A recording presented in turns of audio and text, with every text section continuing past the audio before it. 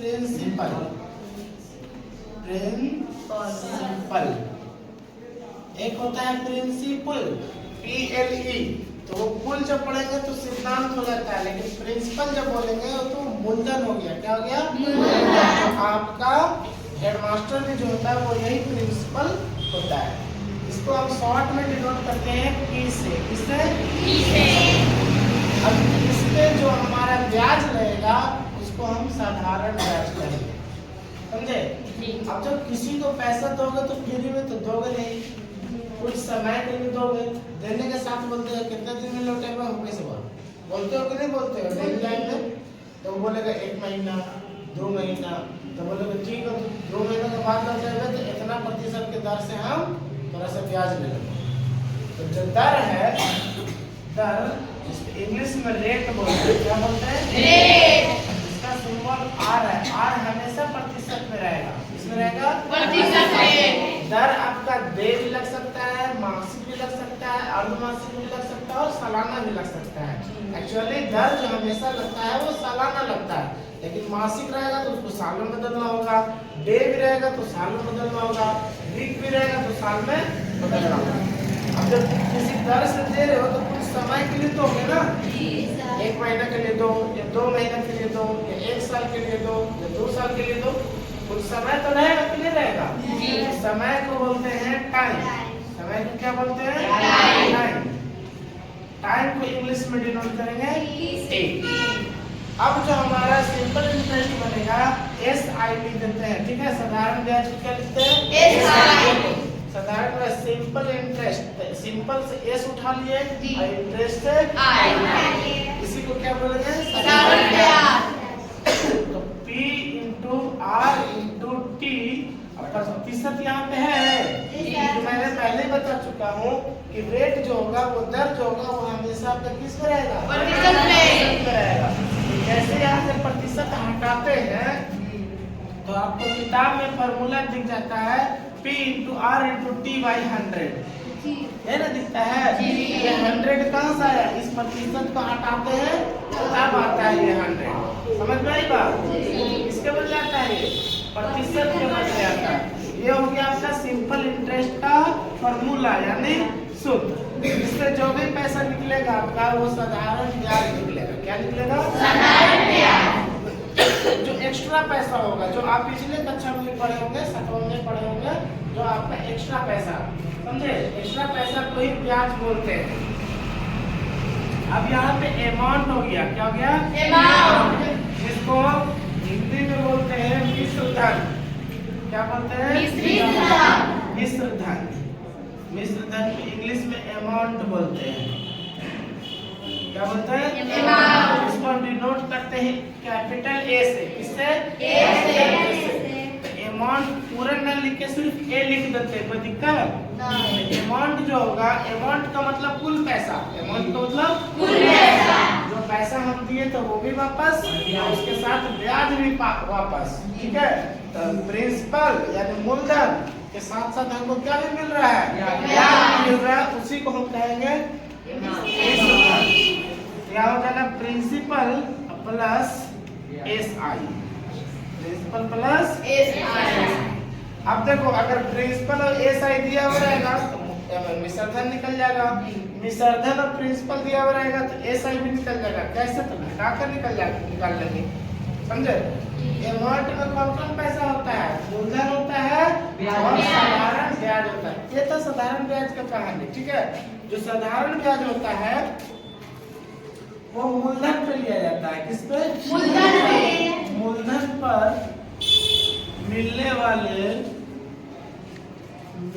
वाला पैसा साधारण ब्याज कहलाता है। साधारण ब्याज कहलाता है। आई बात समझ में? लेकिन कंपाउंड इंटरेस्ट जो होता है वो मूलधन पे भी पैसा लगता है और साथ साथ ब्याज जो बन रहा है उस पे भी पैसा लगता है। यानी ब्याज का भी ब्याज दो, मूलधन चक्रवृद्धि ब्याज का लगता है। एक चक्र के रूप में चलता रहता है वो, इसलिए उसको चक्रवृद्धि ब्याज कहते हैं। इतना कम से कम अभी उतारो। तो एस आई दिया हुआ है और रेट दिया हुआ टाइम क्या है, तो प्रिंसिपल कैसे निकालेंगे? तो प्रिंसिपल निकालने का फॉर्मूला है एस आई इंटू 100 बटा टी इंटू आर। कैसे निकाल रहे? देखो इधर से 100 इधर आके क्या हो गया, गुना हो गया। क्या हो गया? गुना। टी के साथ आर और टी है तो वो गुना में उधर चल जाएगा तो भाग में। उसी तरीके से आर अगर निकालना हो एस आई इंटू 100 बटा टी इंटू टी हो जाएगा, क्योंकि आर हट गया पी पहुंच गया। टाइम निकालना हो एस आई इंटू 100 बटा टी इंटू आर हो गया, टी हट गया आर पहुंच गया। ये तीन अलग अलग फॉर्मूला हम कर दिए, नहीं तो आप यहाँ से निकाल सकते हैं। Any problem? नहीं। अब बात करें सीआई होता है इंग्लिश में, ठीक है, जिसका इंग्लिश नाम है कंपाउंड इंटरेस्ट। कंपाउंड क्या होता है, तो आप आओगे जिसको यौगिक बोलते हैं केमिस्ट्री की भाषा में। किस भाषा में? केमिस्ट्री की भाषा में यौगिक बोलते हैं। यौगिक क्या होता है कि दो या दो से अधिक चीजों को मिक्स करके जब बनाते हैं तो यौगिक बनता है। क्या बनता है? यौगिक, यानी कंपाउंड बन जाता है। क्या बन जाता है? कंपाउंड।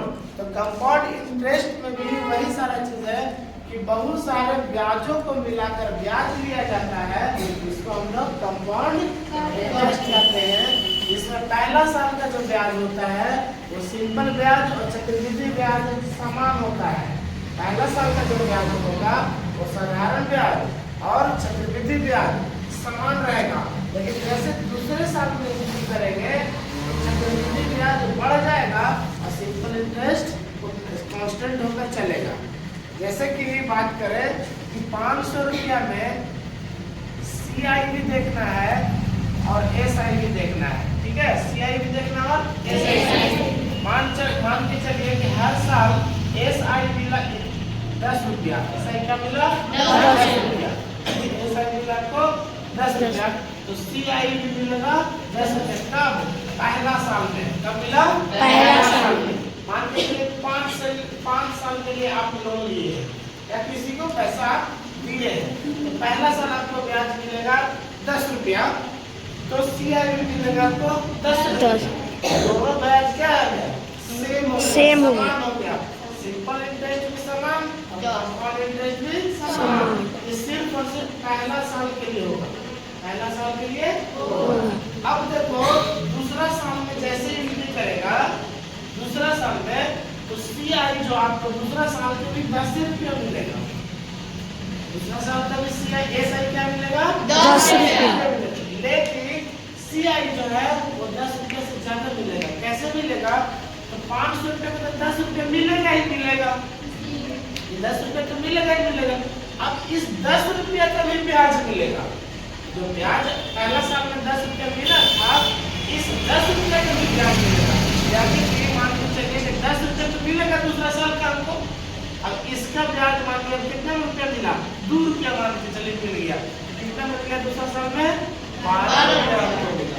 देखो इसका तो ब्याज नहीं ले रहे हैं, इसका जो ब्याज आया था उसका भी ब्याज ले रहे हैं, ले रहे हैं ना जी। लेकिन सीआई में ऐसा नहीं, सॉरी एसआई में ऐसा नहीं है, ये कांस्टेंट चलते रहेगा, ये कांस्टेंट चलते रहेगा। लेकिन सीआई जो है वो ब्याज का भी ब्याज देना पड़ेगा, ब्याज का भी ब्याज देना पड़ेगा। चक्र के अनुसार चलता है, इसलिए हम इसको कहते हैं चक्रवृद्धि ब्याज।